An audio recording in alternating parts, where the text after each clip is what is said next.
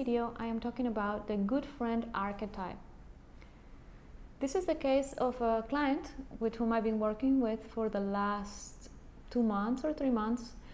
He was approached by his family in an effort to bring to his attention that his behavior was a little bit unacceptable for them.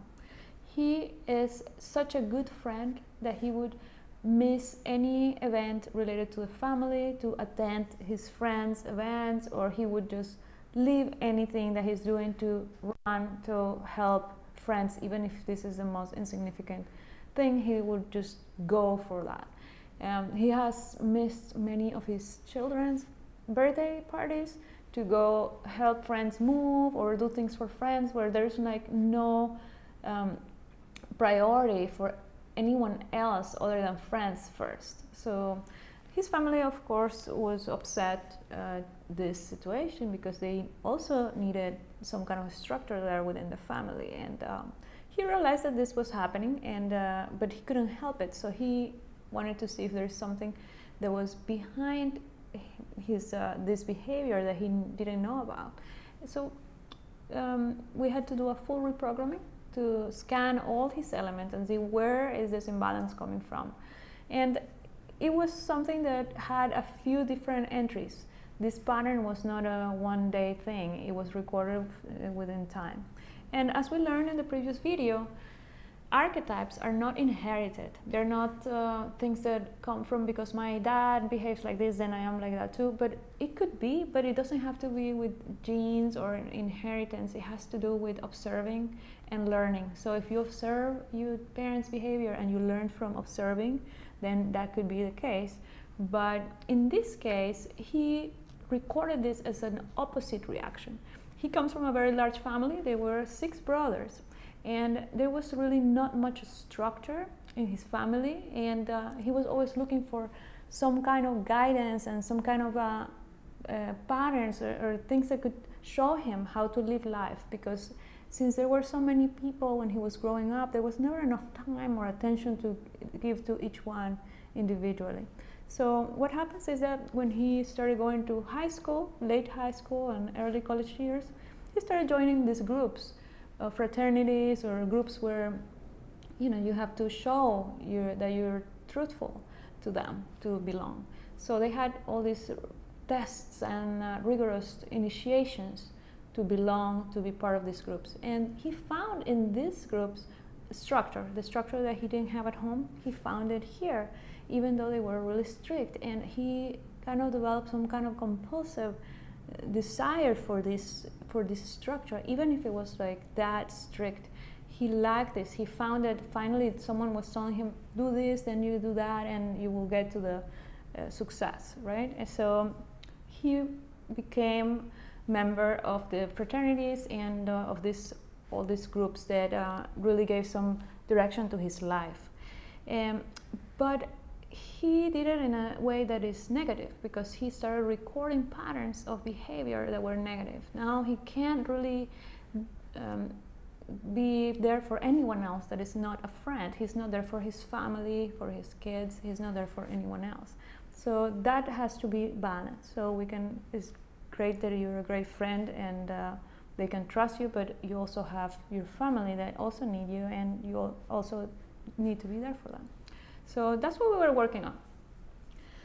The first thing that I found out is that there were numerous imbalances in the discordant energies of fire, meaning things that were physically done. So I didn't want to really ask too much and go back to relieve these moments of traumatic experience that he probably underwent in these initiations, because there's no point in bringing back the negative memory. There is more, we can gain more if we focus in the time where things were perfect, in which things were better, in which things were not affected by these beliefs and memories and ideas, right? So that's where we wanted to get to with the process that we went with him. And this is the same thing that I will tell you if you're undergoing any of this, maybe not just the same archetype, but any other in which you realize that it comes from an imbalance. So you might want to go back to the point in which you were a perfect being, in which you are a perfect being, but it's covered by all these identifiers that you have collected, all these ideas that you collected through your life are covering, and they're not letting you see the true self that is underneath all that. But the true self will always be the true self. It doesn't matter what is on top or what is underneath, it doesn't matter. That's something that will never change, is the true self, your essence, the spirit. So there are many ways to get there. The first things, of course, we have to heal all the exterior layers, all the mental layer, the emotional layer. We have to increase our energy field to make sure that we can get rid of all these things that we don't need. And then once we're ready, once we get there, we have to experience awareness of the true self, that perfect state of being. So once you get there, then you can meditate. Try to reach these gamma waves in your brain. Try to stay in that space in which everything is safe, in which you are you. But it's not like a one-day thing. It might take you, maybe a couple of months even to reach the perfect state of awareness. You have to first clear the soul. Do soul restructuring is what I call it, of all the layers of the soul, so you can get to that space of the awareness. So with him, we went with reprogramming. I helped the soul restructuring for him to also, it's like a hand in hand. I help with the method, but he also has to, do meditate, reflect, get to that point. Awareness is something that it can only be felt by oneself. Nobody can have awareness for you, so you have to do it. And through this process, he has been able to be in touch with his real essence and find out that yes, in fact, there was an imbalance, but we didn't focus on the imbalance so much. So by focusing in the essence, he was able to feel that this is me, and everything else outside is not me. So if it's not true, it doesn't exist. Everything that is not true doesn't exist. And those were just beliefs that he was recording and things that were needed at a point because he needed kind of to have some structure.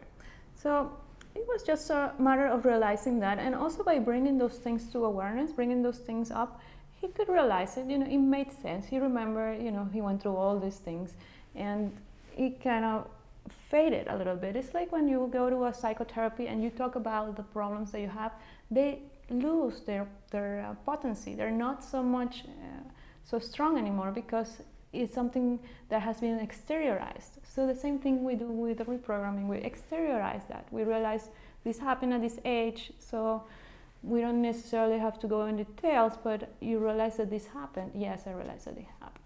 So also the fact that he was never the figure of power in this fraternity or in these groups. He was always like one of the newies or someone that was like starting, and he always was treated like an underdog there. So it was really traumatic in some ways, but at some point he felt that that was right.